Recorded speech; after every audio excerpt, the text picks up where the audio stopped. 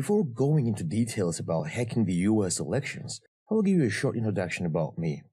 I'm Ajay Pataraya, the founder and director of the Caucasus Academy of Security Experts, instructor in cybersecurity and national security courses for the Academy as well as for the Ministry of Foreign Affairs and Ministry of Justice of Georgia.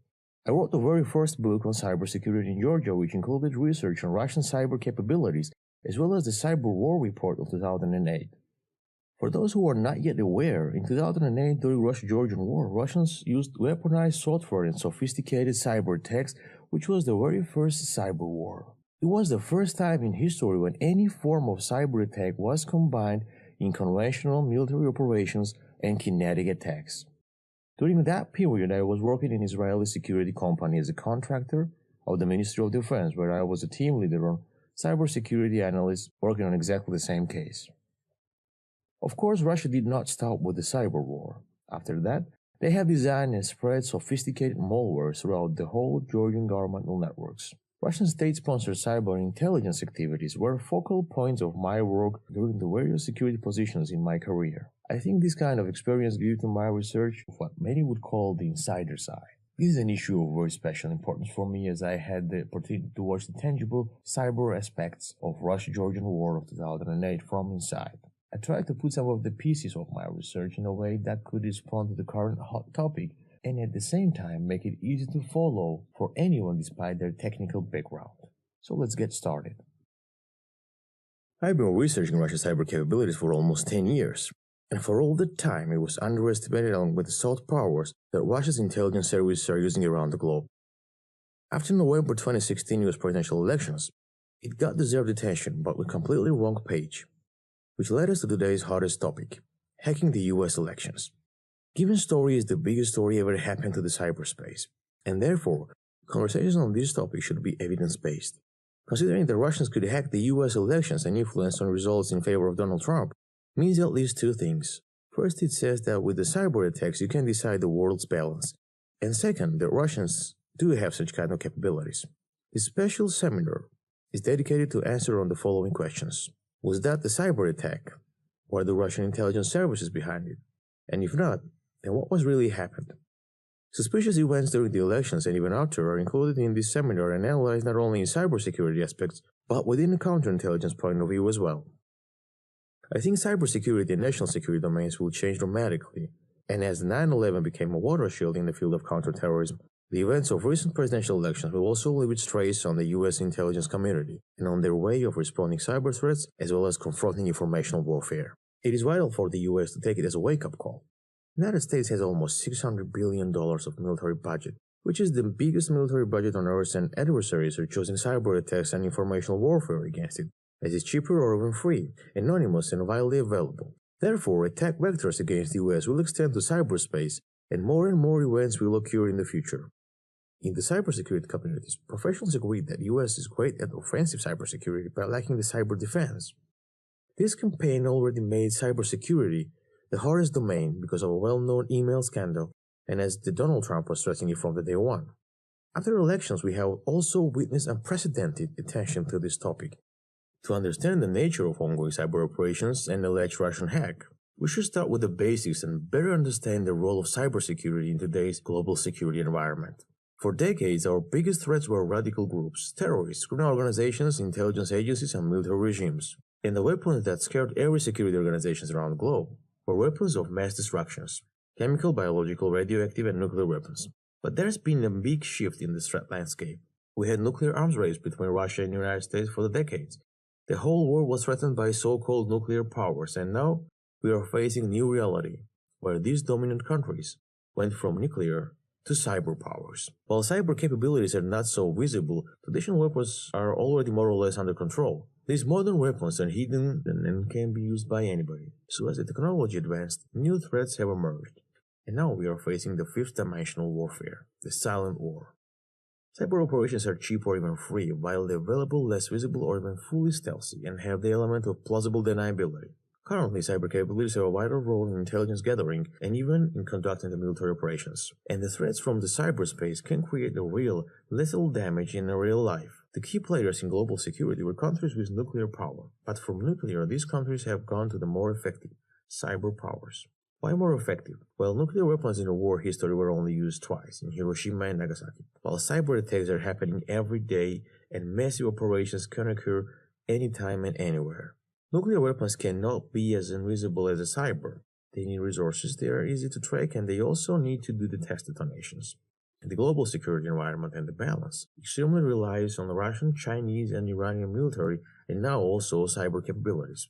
The first thing to know on Russian cyber capabilities is that most of them are not that cyber at all. Because of securitization scale in the Russian government, state-sponsored cybercrime involves almost every law enforcement agency and special services. Also private companies, criminal organizations, NGOs, academia, expert community, activists, individuals, they are all responsible not only in cyberspace, but also in the extensive propaganda campaigns and informational warfare. And it started a long time ago with these three letters, KGB. We should understand that Russia has an incredible intelligence collection system which was underestimated many times, but it is growing and sharpening from the times of KGB, which by itself was the strongest intelligence agency by that time. So what exactly is Russia's defensive and offensive cyber capabilities?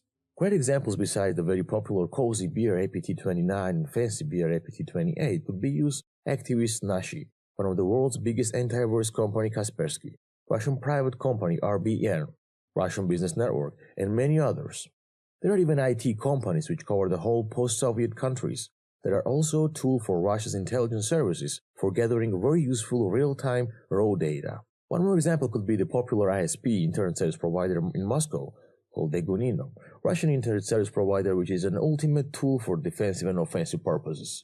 It can stand as an alternative and a very powerful communication channel with lots of features if something goes wrong, and also as an attack tool, since by its structure, all the customers of that ISP are like individual bots, which can be used to launch powerful cyber attacks at layer 7, including with some innovative technical manipulations that never seen before in cyberspace. But there are some ready-made software for that purpose in the Russian hacking underground, which is a separate topic for research. Again, during the years of my research, I have listed hundreds of such organizations. But above-mentioned organizations are the key players and, more importantly, relevant to ongoing cyber campaigns and informational propaganda. The United States must understand the philosophy behind the Russian cyber capabilities. There's a different mentality of conducting cyber operations by the Eastern versus Western players. In the Western way of conducting cyber operations, these players are government and military affiliated, while on the Eastern way, we see non-state players such as RBN, Nashi, and so forth. The point is that non-state actors have no proven link to government entity. The West is using as a governmental asset, while the East maintains the plausible deniability. In the next chapters of this seminar, we will extend discussion on U.S. cyber defense capabilities with recent cases. But for comparative analysis, it is worth to mention that U.S. has a big problem balancing cyber offensive and defensive operations. U.S. has the world's most advanced and finest technology when it comes to offensive cyber operations, but has a huge gaps in cyber defense. One of the brightest examples is the nice IOS, the Information Operations Squadron under the U.S. Air Force. Not so long ago, on the DoD's official YouTube channel was published a short documentary named The Making of a Cyber Warrior. If you look carefully, you can see that despite the key message of the video that U.S. is increasing its cyber capabilities by rising cyber defense and exercising ultimate cyber weapons, they still use famous Russian antivirus software Kaspersky, which is well known for its ties to the FSB and other Russian intelligence services. This says a lot about cyber defense approaches and how the U.S. underestimating Russian cyber capabilities. Is this a hacking or is it a classic intelligence operation? Is this a cyber attack or informational propaganda? I would take the latter one, but I think of it as an ongoing informational warfare, which by itself is a part of a Cold War. In my recent interview with Jason Pegg, I came with this unpopular idea that the Cold War never even ended. All the indicators, if you carefully analyze them, will lead you to the same exact conclusion. Speaking of a Cold War, I want to share with you the piece of that interview, which is available on paradox.news. Cyber attacks are happening every day, and the major targets for the state-sponsored cybercrime is the United States. And suddenly it became a bigger story. I guess the only reason for all of this is that the Democrats needed a solid excuse why they lost the election. That is why I called my report Exit Strategy for Democrats. All this story is full of unverifiable claims, obsession to delegitimize Donald Trump as a president, and intent to mislead. But let's try to decipher all this Russian hacking. If you look at the chronology of events within this story, it started with the Hillary Clinton and John Podesta's email scandals, then spreading classified records via WikiLeaks and involving whole informational warfare at the level that US has never even seen. But all this happened by ignoring all security measures and acting in such a negligent manner that eventually they gave access to tons of classified data. That could happen also deliberately, as the FBI officially confirmed that they had warned the DNC before the hack about the threat. An official investigation was conducted after the hacking. It seems like the US always had a huge gap in cybersecurity while Russia is extensively developing its cyber offensive capabilities, and cybersecurity became a #1 topic only after it could serve as the best excuse for the Democrats losing the election and blaming Russia and hackers in order to stay on ground and continue informational warfare. Every country on Earth at that moment is developing its cyber capabilities, and especially Russia. There are some players in the cyberspace which are not even on the radar yet and could be more powerful than anyone we could ever knew. So, it is what they do and what to expect. In today's world, being hacked is not really someone's fault, but mostly yours, as we know we are dealing with the hackers from all around the globe on a daily basis. That's the nature of a cybercrime. I'll hazard I can do more damage on my laptop sitting in my pajamas before my first cup of Earl Grey than you can do in a year in the field. You have clicked the wrong button, you have responded the wrong email, you have visited the wrong link. That's what it takes for most of the time to get hacked. Even FBI tells you officially that you are going to be hacked. Have a plan. And that says FBI Cybercrime Division. The United States government, former President Obama in particular, took it to the completely new level by putting new sanctions against Russia and linking this to alleged cyber attack. But later in his last press conference, he confirmed the Russian sanctions were in response to the invasion of Ukraine. If we are talking about what Russia wants in this game, it is obvious that they want to divide the United States, weaken its security, and use the moment to increase their influence around the globe and assure Russian people with such overrated conspiracies that Russia's intelligence services are back to the level of KGB and they are as strong as a half-century ago. From the day one, the mainstream media was conducting the biggest informational warfare and heavy propaganda against President Trump in favor of Hillary Clinton. After they lost it, it was obvious that they did not have a plan B for Trump. And all this propaganda that they conducted after only gave an upper hand to the Russian government. We saw fake news from the biggest broadcasters, campaigns from big sharks in social media, leaks from government's most secure agencies, and role plays from top government officials. This is an unprecedented campaign, not only from foreign, but also by the domestic groups in the United States. The biggest players in mainstream media are deliberately engaged in false reporting, social attacks even on the President Trump's family members. Propaganda campaign became so nasty that even attacks the sovereignty of the United States. Every aspect of this informational warfare indicates that it is very well organized and managed. All these can lead to very serious, devastating consequences, as the radical wing is also talking about military coup. Here are listed some of the unverified fake news that took place in the informational campaign against President Trump.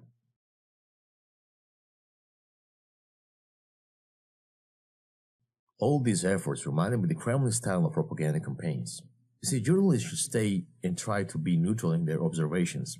But unfortunately, in this game, too much powerful groups are involved, dictating extreme game rules. We see celebrities, Hollywood actors, and activists involved in extensive campaigns against democratically elected president and therefore against sovereignty of their own country. This is why I analyzed all of these events, not only cyber security perspective, but also counterintelligence point of view. And later we will talk about that too. In this world, where feeling safe is more important than being protected, authors of this entire propaganda campaign use two very special ingredients, including the classic Russian threat factor and the mysterious cyber intrusion theory.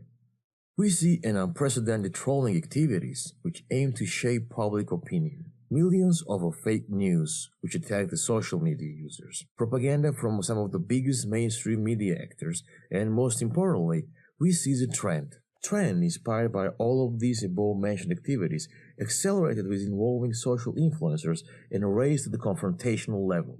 There is a great research and theory which applies very well to given scenario, called The Structure and Dynamics of Organizations and Groups by Eric Berne. I definitely recommend you to take your eye on that.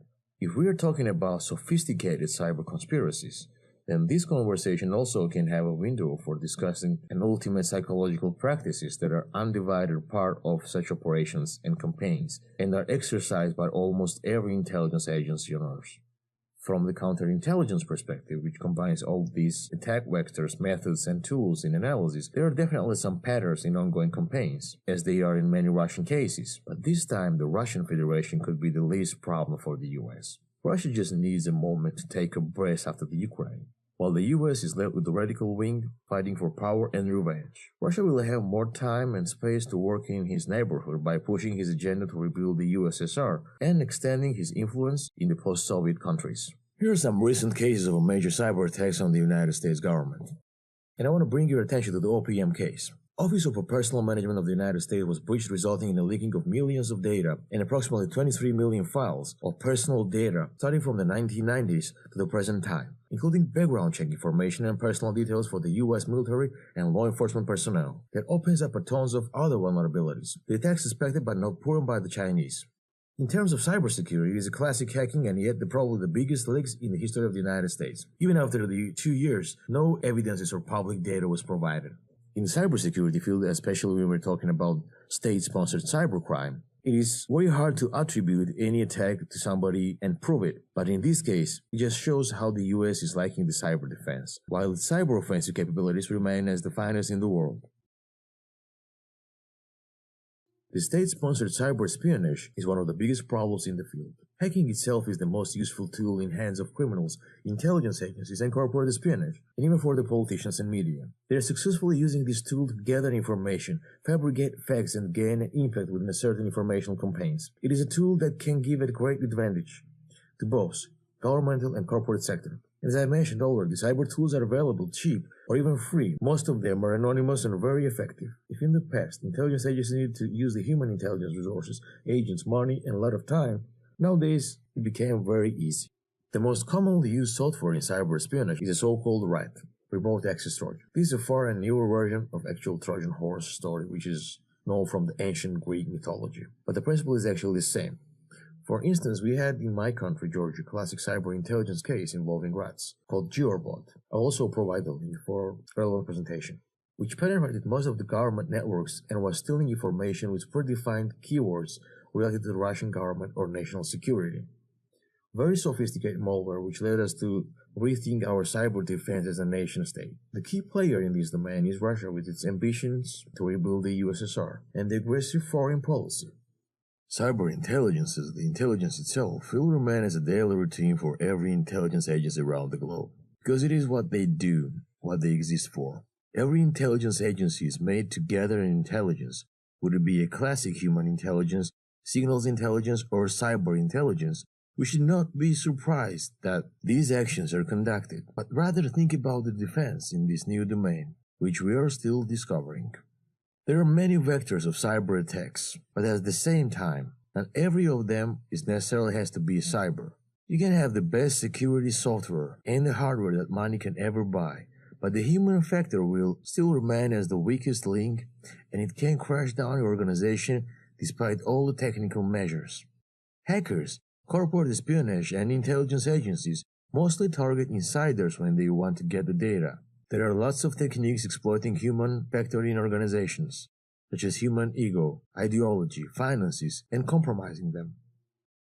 There is already a science called social engineering to exploit human vulnerabilities and to manipulate them. It uses basic human factors such as fear, trust, will of help, and curiosity. Social engineering is a discipline of a human deception, transforming outsiders to insiders. But even without social engineering, data can be breached by insiders themselves, based on a human ego again, fatigue, insomnia, subjective mental workload, psychological factors, tolerance, cultural factors, mood, influence, drugs, hormones, and so forth. So when we are assessing events of such an extent, we should consider not only cybersecurity, but information security, operational security, and even counterintelligence aspects when it comes to nation states. So what should the United States do to deter the cyber threats? During the recent events, cyber defense became the highest consideration for the United States, and it became obvious that the US is lacking it. During his confirmational speech, current CIA Director Mike Pompeo officially stated that US government does not have a policy of cyber defense. So the first step would be to design an adequate policy which will be based on sophisticated risk assessments and research of a critical infrastructure and cyber capabilities of its adversaries. This seems to be starting soon, as Donald Trump is going to sign an executive order on the cybersecurity within these months. But we should understand that giving the importance to cybersecurity is not enough. It has to be effectively placed in the grid of national security. Other recommendations would be stressing the importance of cybersecurity and raising the cyber awareness not only in governmental but also in private sector as well, because nowadays big part of the critical infrastructure are run by the private companies. Cybersecurity needs to be addressed in academia as well, because even current job market in the United States lacks more than 1 million specialists. That means the 1 million job openings are still not fulfilled. More researches on cybersecurity from local and international sources, establishing new ways of public and private partnership in cybersecurity on the international level, reassessing cybersecurity capabilities, threats, and vulnerabilities of the critical infrastructure, putting more on cyber defense capabilities and combining cybersecurity with classic counterintelligence operations rather than just taken as a separate domain.